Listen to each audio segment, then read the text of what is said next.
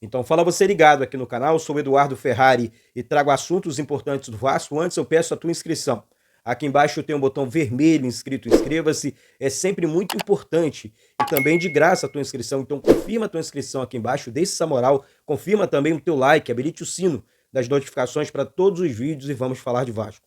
Mas antes de falar do Vasco, eu quero falar da Betfair. Betfair que é patrocinadora oficial do Vasco e parceira aqui do canal Vasco Connection também. Gente, tem dois links fixados aqui embaixo no primeiro comentário desse vídeo. O primeiro é que no momento da sua inscrição e também no momento do seu primeiro depósito, você vai estar ganhando da Betfair até R$ 600 de bônus, para você estar se divertindo. O segundo link é o link do jogo do Vasco com o Atlético Paranaense amanhã em São Januário pelo Campeonato Brasileiro. A Betfair está pagando 4,0 para o Vasco marcar um gol. Aí significa isso, Eduardo, se você fizer uma aposta mínima de R$ 1 e o Vasco marcar um gol, você ganha 4. Se você postar a aposta máxima, que é de R$ 10, e o Vasco marcar um gol, você ganha 40. Então é uma casadinha bacana, dá para fazer, dá para faturar uma graninha extra aí, tá certo? Repetindo aqui, link fixado aqui embaixo no primeiro comentário desse vídeo da Betfair, junto ao canal Vasco Connection. E fica atento aí, que ajudando a Betfair, você vai estar ajudando o nosso querido e amado Clube de Regatas Vasco da Gama também, tá certo? E a gente vai falar de reforços sem fazer nariz de cera, né? Assim, o Vasco foi atrás, com todas as forças, de um zagueiro. O Vasco entendeu que precisa reforçar a zaga. Tá? Não vou dizer nenhum sistema defensivo, porque seria muita gente, né? Os sistemas defensivos laterais, a zaga, goleiro, volantes e tudo mais. Enfim, o Vasco foi atrás. Exemplo, Rafael Tolói. Como vocês sabem, ontem o Rafael Tolói decidiu, recusou a proposta do Vasco, gostou e foi legal a posição do empresário dele. Disse que ele recusou a proposta do Vasco porque ele quer cumprir esse último ano de contrato dele com a Atalanta da Itália e jogar mais um ano, enfim, pelo clube. E isso é legal. E isso é legal por quê? Você vai, pô, Eduardo, é legal, o cara recusou a proposta do Vasco, mas não foi isso. É a verdade dos fatos. É a verdade dos fatos. É assim, ó, o empresário falou a verdade, o Rafael Tolói também falou a verdade, é um grande zagueiro, tanto que ele é titular lá, então chegaria para jogar e tudo mais. Então, gostei da postura do empresário dele e dele também, do jogador. Disseram não e entendemos o porquê. Você aí do outro lado entendeu o porquê também, assim como eu. Daí o Vasco continuou no mercado e o Detetives Vascaínos, o canal Detetives Vascaínos, trouxe em primeira mão a informação sobre o Luan Pérez, tá? Zagueiro também, zagueiro que jogou aqui no Santos, muito bom zagueiro. E o Vasco teria feito já a proposta para o Luan Pérez. E aí, ele é visto dentro do Vasco assim, como um zagueiro que chega para jogar, tá? Ou chegaria para jogar, tá? Ao lado do João Vitor ali. O problema do Vasco é realmente, assim, com todo respeito, Maicon e Léo. São zagueiros que não passam segurança ali no sistema defensivo, na zaga do Vasco. Então, assim, o Vasco corre contra o tempo para encontrar esse zagueiro, tá?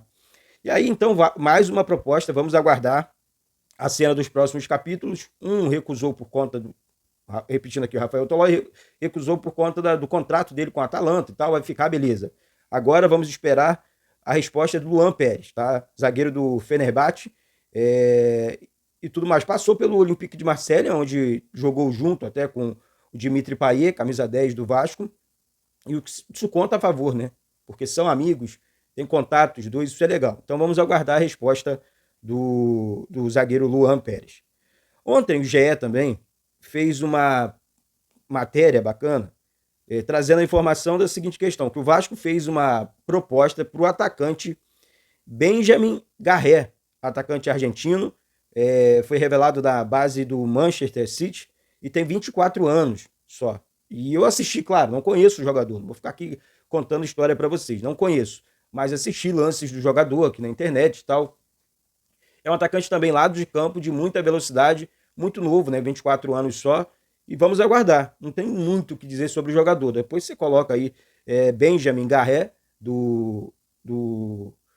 tá jogando hoje na Rússia, e é um atacante rápido do lado de campo. Eu acho que o Jean Menezes, chileno, atacante, acho mais encorpado, acho um jogador mais completo.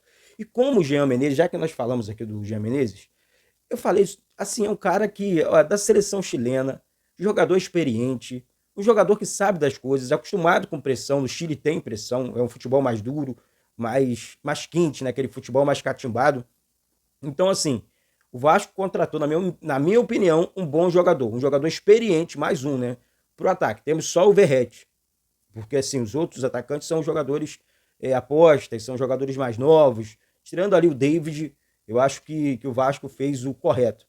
Contratou um jogador mais experiente, de muita velocidade, extrema esquerda, aquele jogador que vai na linha de fundo com habilidade e constrói jogadas no campo de ataque, tá certo? Então, realmente, o Vasco está no mercado e cabe ressaltar aqui, gente, faltam apenas 8 dias para o fechamento da janela de transferências. Então, o Vasco quer, nesse momento, não é mais. O Vasco já contratou um atacante. Então, o Vasco corre contra o tempo para contratar um zagueiro. A prioridade do Vasco nesse momento é um zagueiro. Aí você vai contestar, pô, Eduardo, talento e tal. Não tá lento, não, gente. A coisa tá andando. Sabe qual é o problema? E aí eu vou contextualizar para vocês aqui. É que o Pedrinho assumiu uma bomba, pô. E aí, como é que ele vai fazer? Ele vai inchar essa folha? Vai sair contratando igual louco? Não pode ser assim. Ele tá corrigindo rota. Ele tá tendo muita dificuldade, isso é informação, para dispensar jogadores que ganham muito e nem relacionados são. Então é realmente muito complicado e aí ele não pode estourar uma bomba dentro do nosso clube. E o trabalho é desse jeito. O Vasco não vai contratar o Messi nem o Cristiano Ronaldo, não adianta. Contratamos agora o Coutinho, temos o Dimitri Payet, temos o Verratti, Lucas Piton, Léo Jardim, Hugo Moura, Matheus Carvalho, Paulo Henrique jogando muito bem, junto com o Adson ali pelo lado direito. Então o Vasco não é esse filme de terror, não. Não é, não. Tem ali um problema na zaga, crônico, né? O problema do Vasco é mais um zagueiro, na minha opinião. Então, eu não vejo esse filme de terror. Eu vejo o Vasco com possibilidades de conquistar título na Copa do Brasil. Mata-mata dentro de São Januário. Vamos falar sobre isso daqui a pouquinho aqui. Deixa aqui embaixo seu comentário sobre isso. Aqui é muito importante seu comentário aqui para o canal também, tá? Falando em Copa do Brasil, amanhã o Vasco vai enfrentar o Atlético Paranaense pelo Campeonato Brasileiro. E segundo o Flávio Dias, do canal Atenção Vascaínos, é zero a chance do técnico Rafael Paiva escalar o time reserva, tá? O Vasco vai com o time principal, vai com o time titular, porque, gente, se o Vasco vencer o Atlético Paranaense, que pode jogar com o time misto amanhã em São Januário, o Vasco vencer, o Vasco sobe, independente de qualquer resultado, para a 8ª colocação do Campeonato Brasileiro. O Atlético Goianiense venceu ontem a equipe do Juventude, ou seja, o Juventude ficou parado no tempo. E o Atlético Mineiro perdeu para o Fluminense, aqui não foi fora o jogo, né?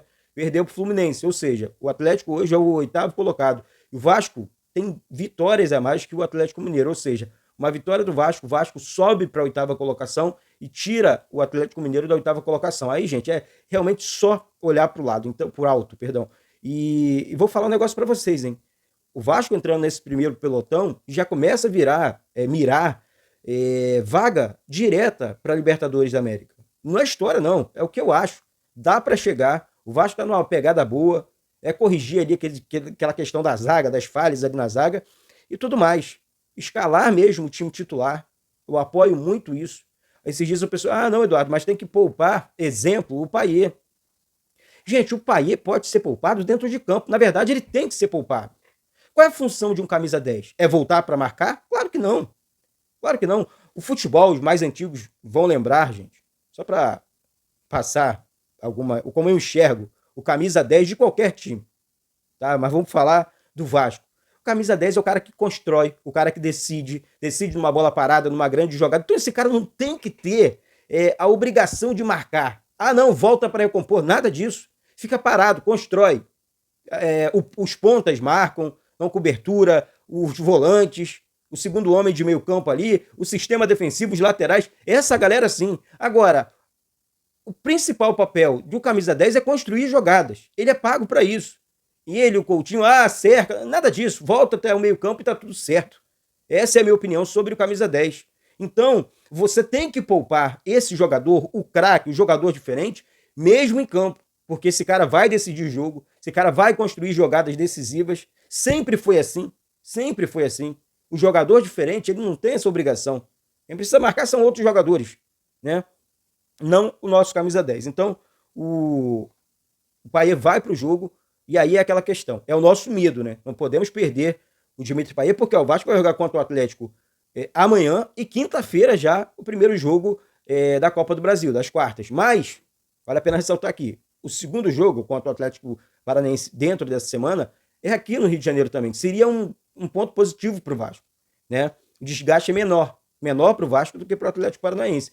Final de semana tem jogo com o Flamengo, né? Maracanã também. Então, assim, é uma semana cheia realmente para o Vasco. E esse jogo contra a equipe do Atlético Paranaense, eu vejo o Vasco totais condições de vencer no Campeonato Brasileiro e avançar na Copa do Brasil. Não vou, é jogo difícil, mas eu vejo o Vasco com plenas condições de avançar nesses jogos, tá? Essa é a minha opinião, gente. Eu não vou ficar aqui fazendo um rodeiozinho, nada. Eu respeito o adversário, mas me deixo a minha opinião como vascaíno. Eu enxergo o Vasco hoje superior ao Atlético Paranaense, tá? O Vasco é superior a muitos clubes no Brasil, muitos, tá?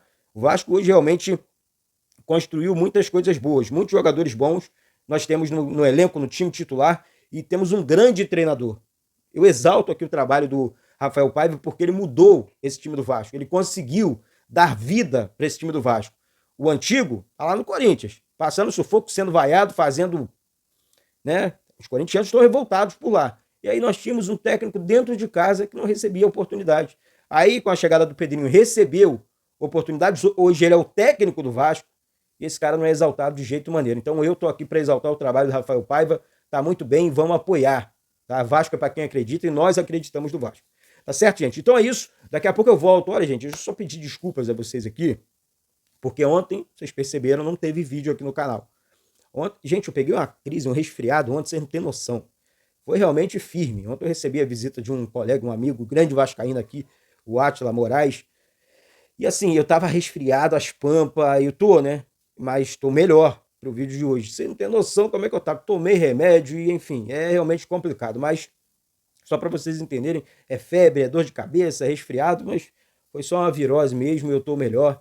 Nada que uma boa injeção não resolva, né, o problema. Mas, enfim, vamos para cima, porque hoje é dia de vídeo novo. Vamos tentar fazer uma live, vamos conversar. Hoje amanhã tem transmissão também, direto de São Januário. Vamos para cima, tá certo, minha gente? Então é isso. Um excelente domingo para todos vocês. Um beijo no coração. Deus abençoe. E saudações vascaínas.